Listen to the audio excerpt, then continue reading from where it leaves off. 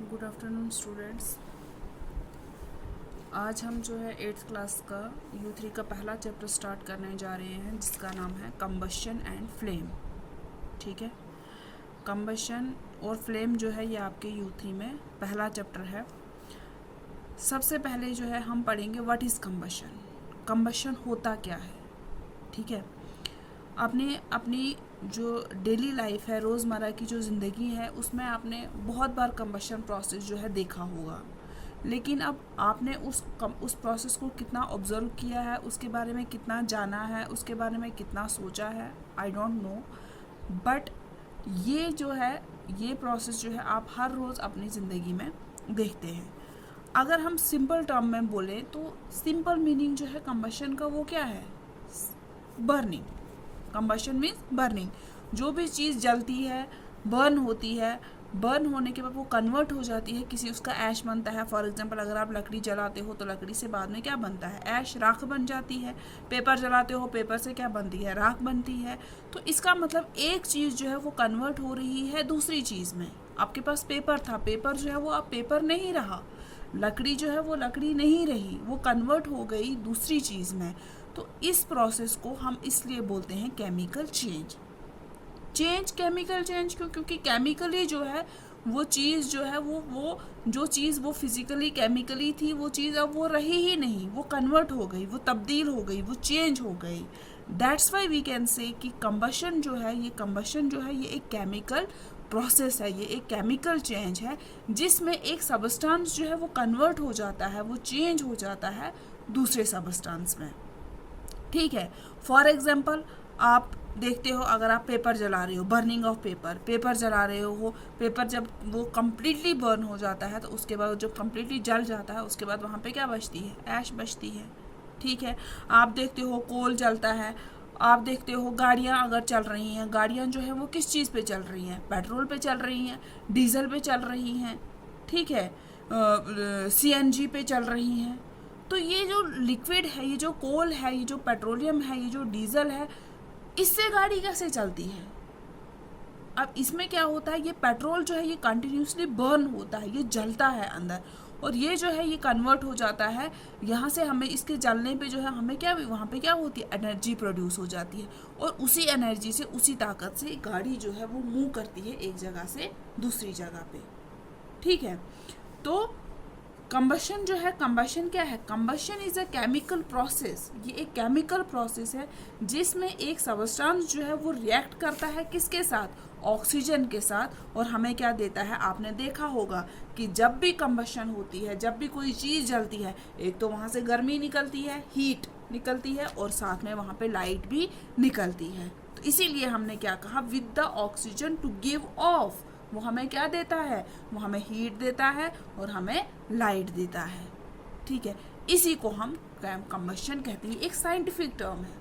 अगर आपसे कोई ऐसे ही पूछेगा कि बेटा बोलो कंबशन क्या है, आप बोलोगे सब burning. Combustion is a burning, एक लेमैन लैंग्वेज, एक अनपढ़ इंसान भी बोल सकता है कि ये जल रहा है। ठीक है, लेकिन अगर किसी ने पढ़ा है, कोई पढ़ा लिखा इंसान है, साइंटिफिकली अगर आपसे कोई पूछे कि what is combustion, what is burning, तो आप बोलोगे कि बर्निंग जो है, कंबशन जो है, ये एक केमिकल प्रोसेस है जिसमें एक सबस्टांस जो है वो तब्दील हो जाता है, वो चेंज हो जाता है, वो कन्वर्ट हो जाता है एक दूसरे सबस्टांस में in the presence of oxygen. Burning के लिए ऑक्सीजन का होना ज़रूरी है, वो हम आगे एक एक्टिविटी में पढ़ेंगे कि उसी एक्टिविटी से हमें पता चलेगा कि कैसे ऑक्सीजन जो है वो ज़रूरी है बर्निंग के लिए। In the absence of oxygen burning क्यों नहीं हो सकती है। ठीक है, वो हम आगे एक एक्टिविटी पढ़ेंगे जहाँ से हमें पता चल जाएगा कि ऑक्सीजन जो है वो ज़रूरी है, वो नेसेसरी है किसके लिए, बर्निंग के लिए। विद द रिलीज ऑफ या with the two give off heat and light is called combustion. ठीक है, और वो सबस्टांस, जो सबस्टांस जल रहा है, जो सबस्टांस कंबस्ट हो रहा है, जो सबस्टांस कन्वर्ट हो रहा है, उस सबस्टांस को हम बोलते हैं फ्यूल। क्या बोलते हैं, फ्यूल। तो फ्यूल जो है ये क्या होता है, ये कंबस्टिबल सबस्टांस है। दैट सबस्टांस, फ्यूल क्या है, अब आपसे कोई पूछेगा कि व्हाट इज फ्यूल, हम बोलेंगे कोल, पेट्रोलियम, डीजल वगैरह, LPG, CNG वगैरह वगैरह। क्यों ये फ्यूल क्यों है, क्योंकि दे अंडरगो कंबशन। क्योंकि वो कंबस्ट होते हैं, वो कन्वर्ट हो जाते हैं, वो जल जाते हैं, और जो भी चीज़ जलती है हम उसको बोलेंगे कि ये फ्यूल है, क्योंकि उससे हमें एनर्जी मिल रही है, उससे हमें लाइट मिल रही है, उससे हमें हीट मिल रही है। ठीक है, तो ये हो गया कंबशन। कंबशन क्या होता है? कंबशन जो है ये एक केमिकल प्रोसेस है in which a substance react with oxygen to give off heat and light is called combustion. ठीक, इसके अलावा मैंने ऑलरेडी ही आपको कि लाइट जो है वो रिलीज होती है in the form of flame और एज अ ग्लो। ठीक है, अब हम जो है एक एक्टिविटी पढ़ेंगे जिसमें जो है ये एक्टिविटी जो है आपके बुक पे भी है, ये बुक पे भी जो है अब आप फिर बाद में रीड आउट करोगे इसको। पहले एक्टिविटी में क्या करना है, आपने एक कैंडल लेनी है।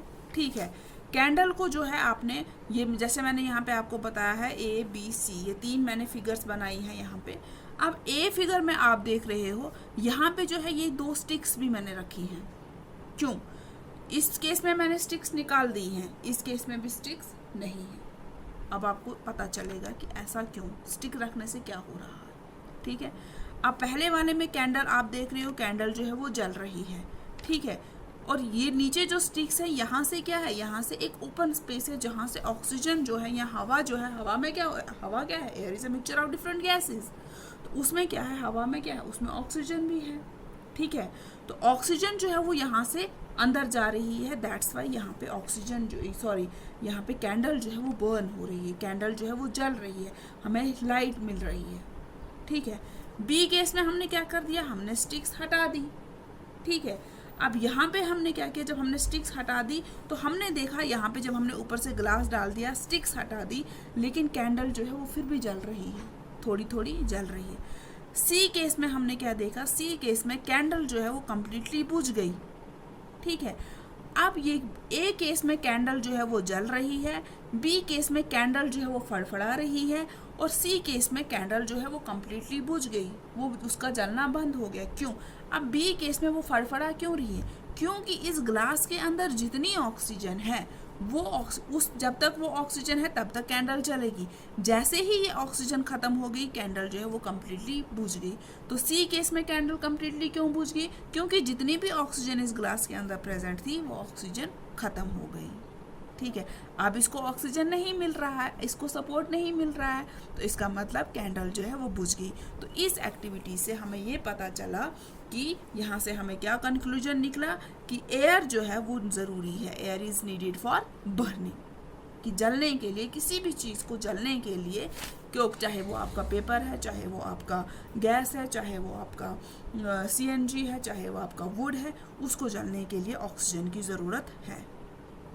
ठीक है, केस 1 में हमने क्या देखा, candles burn freely when air can enter the chimney from below.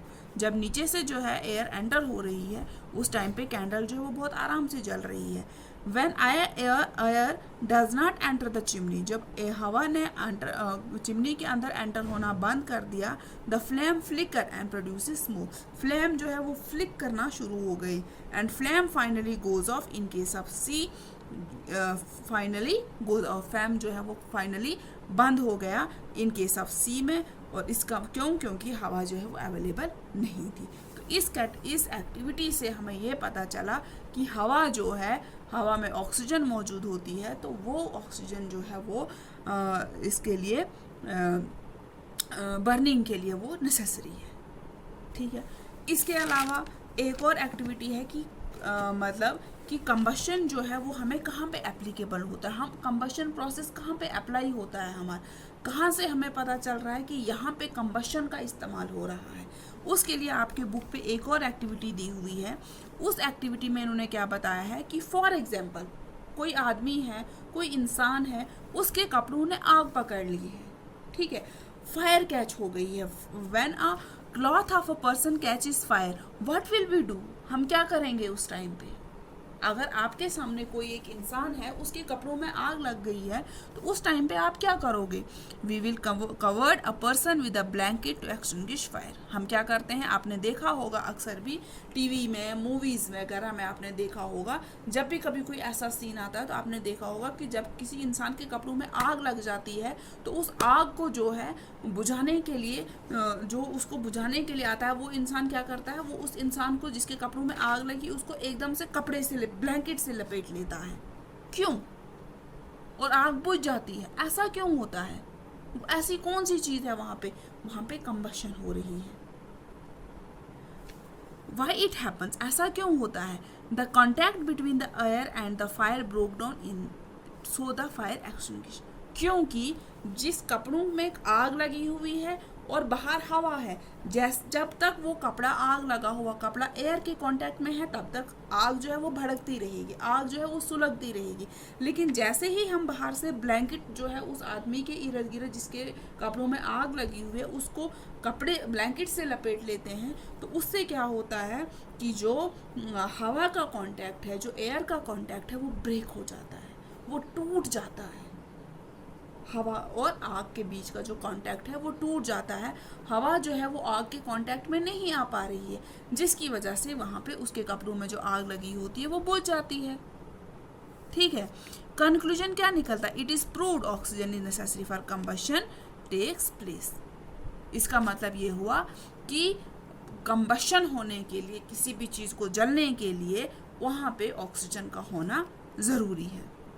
ठीक है, अब सवाल उठता है, क्या जो सबस्टेंस है वो एकदम से फायर, मतलब क्या वो अपने आप जो है फायर कैच कर लेते हैं? फॉर एग्जांपल आपकी मैच स्टिक है, फॉर एग्जांपल आपका पेपर है, फॉर एग्जांपल आपका वुड है, फॉर एग्जांपल आपका कैरोसिन ऑयल है, फॉर एग्जांपल आपकी पेट्रोल है, आपका डीजल है, वगैरह वगैरह, जितने भी आपके पास फ्यूल हैं, कंबस्टिबल सबस्टेंसेस हैं, क्या वो एज इट इज़ आग पकड़ते हैं? क्या उनमें खुद ब खुद आग लग जाती है?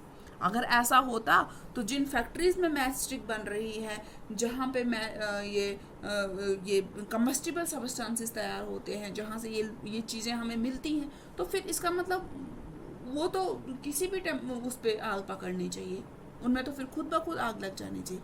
नहीं, ऐसा नहीं होता है। आपने अक्सर देखा होगा, जब कभी अगर हम पेपर को जलाते हैं तो पेपर में भी थोड़ा सा 1-2 सेकंड लगता है पेपर को आग पकड़ने में। वहीं पे अगर आप पेपर को वुड के साथ कंपेयर करोगे, अगर आप लकड़ी में आग लगाओगे तो आप देखोगे जहाँ अगर पेपर में 2 सेकंड लग रहे हैं, लकड़ी में 5 मिनट लग रहे हैं, 10 मिनट लग रहे हैं। वहीं अगर आप कैरोसिन को देखोगे, अगर आप कैरोसिन के नज़दीक मैच स्टिक ले जाओगे तो आप देखोगे वो एकदम से आग पकड़ता है। ऐसा क्या है? ये जो वेरिएशन है टाइम पीरियड का इन कंबस्टिबल फ्यूल्स के बीच में, ये क्यों है? लकड़ी को 5-10 मिनट क्यों लग रहे हैं? पेपर को उससे कम टाइम क्यों लग रहा है? कैरोसिन एकदम से आग क्यों पकड़ता है? No one substance catches fire by itself. कोई भी सबस्टेंस जो है खुद ब खुद आग नहीं पकड़ता है। उसके लिए जो है आग पकड़ने के लिए एक टेम्परेचर का होना ज़रूरी होता है। वो टेम्परेचर, जिस टेम्परेचर पे कोई सबस्टेंस फायर को कैच करता है, आग को कैच करता है, उस टेम्परेचर को हम बोलते हैं इग्निशन टेम्परेचर। और ये इग्निशन टेम्परेचर जो है, ये हर एक सबस्टेंस का अपना अपना होता है। ठीक है, फॉर एग्जांपल वुड का इग्निशन टेम्परेचर जो है वो ज़्यादा है, इसीलिए उसमें 5 मिनट लग रहे हैं, 10 मिनट लग रहे हैं फायर कैच करने में। जब तक ना वो हीट जो है, जब हम आग जलाते हैं, जब तक ना वो उस टेम्परेचर तक पहुंचता है, तब तक जो है लकड़ी आग नहीं पकड़ती है। जैसे ही वो उस टेम्परेचर पे पहुंच गया तो लकड़ी ने आग पकड़ ली। कैरोसिन का टेम्परेचर, इग्निशन टेम्परेचर जो है वो बहुत कम है, इसलिए हम जैसे ही मैच स्टिक को उसके नज़दीक लेते हैं वो एकदम से आग पकड़ लेता है। ठीक है, आपने देखा होगा, आपने अक्सर सुना होगा, जंगल में आग लग गई, वहाँ पे कोई आग लगाने जाता है? नहीं, वहाँ पे कैसे खुद ब खुद आग लगती है? और ऐसा अक्सर कब होता है? गर्मियों के सीजन में होता है। क्यों? क्योंकि जब गर्मियों में जो पत्ते होते हैं वो ड्राई हो जाते हैं, वो सूख जाते हैं। ठीक है, जब गर्मी ज़्यादा बढ़ जाती है तो वो जो ड्राई लीव्स होते हैं उनका टेम्परेचर, और जब बाहर का टेम्परेचर भी वो इंक्रीज़ होने लगता है, तो जब वो पत्ते भी ड्राई होते हैं, तो जब उन पत्तों का टेम्परेचर जो है उस हद तक पहुंच जाता है, उस टेम्परेचर तक पहुंच जाता है जहाँ पे वो फायर को कैच कर सकते हैं, तो उस दिन जो है जंगल में आग लग जाती है। यही रीज़न है, वहाँ पे कोई आग लगाने नहीं जाता है, वो खुद ब खुद आग पकड़ते हैं। क्यों? क्योंकि उस टाइम पे वो पत्ते जो है उस टेम्परेचर तक पहुँच चुका होता है, इग्निशन टेम्परेचर उनका पहुँच चुका होता है, इसीलिए वो फायर को कैच कर लेते हैं। ठीक है, तो ये क्या हो गया? ये हो गया इग्निशन टेम्परेचर। अब आपसे कोई पूछेगा इग्निशन टेम्परेचर क्या है? इट इज़ द टेम्परेचर, ये वो temperature, the lowest temperature at which a substance catches fire, कि वो लोवेस्ट टेम्परेचर जिस पे एक सबस्टांस जो है वो फायर को कैच कर लेता है, उस टेम्परेचर को हम बोलते हैं इग्निशन टेम्परेचर। और ये इग्निशन टेम्परेचर जो होता है हर एक सबस्टांस का, हर एक फ्यूल का अपना अपना होता है, ये सेम नहीं होता है। ठीक है, कैरोसिन का अपना होगा, पेट्रोल का अपना होगा, डीजल का अपना होगा, वुड का अपना होगा, मैस्टिक का अपना होगा। ठीक है, तो आज के लिए जो है इतना ही काफ़ी है। आज हमने पढ़ा कंबशन क्या होता है, ऑक्सीजन की activity, oxygen is necessary for combustion. ठीक है, और हमने पढ़ा इग्निशन टेम्परेचर। ठीक है, मुझे उम्मीद है कि आपको ये समझ आ गया होगा। अब इसको जो है आप एक बार अपनी बुक पे भी खोल के जो है इसको रीड आउट करोगे, जहाँ कहीं पे समझ नहीं आएगा you can call me at any time.